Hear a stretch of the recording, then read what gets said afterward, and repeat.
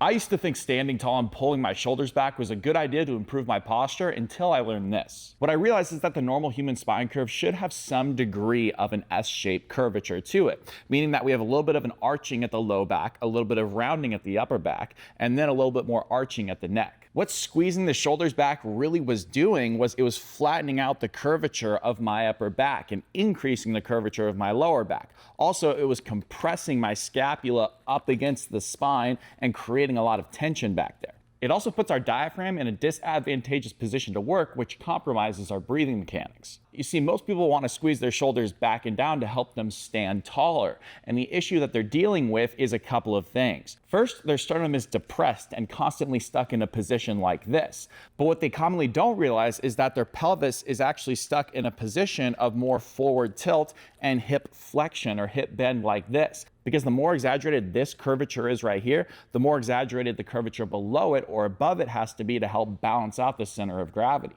So the real fix entails two things. First, we want to teach the pelvis to actually come underneath us more. And this is going to help rotate the pelvis back. And doing this will actually help us increase our height a little bit because this won't keep us stuck in a position of passive hip bend. And the next thing we want to do is improve our breathing mechanics in the essence of being able to open up the front side of our rib cage and elevate our sternum so that way it's not stuck in this constant depressed position.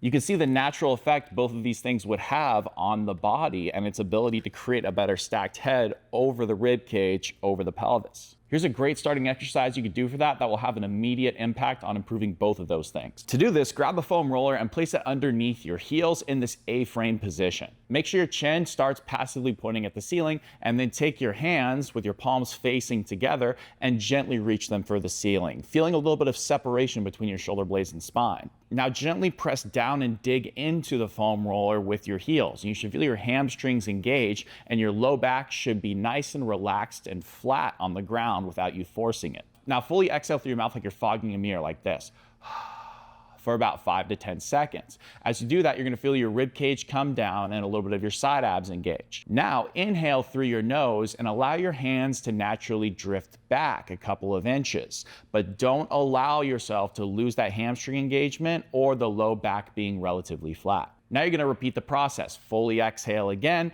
and then pause, and then inhale and allow your hands to drift back further and further. You're going to keep doing this until you get to a point where if you were to go back any further, your low ribs would have to flare if you brought your arms back any further, or your low back would arch. At that point, stop, reset, go to the beginning, and go again, and you'll likely be able to get further next time. One thing to always be mindful of is make sure that your neck is nice and relaxed.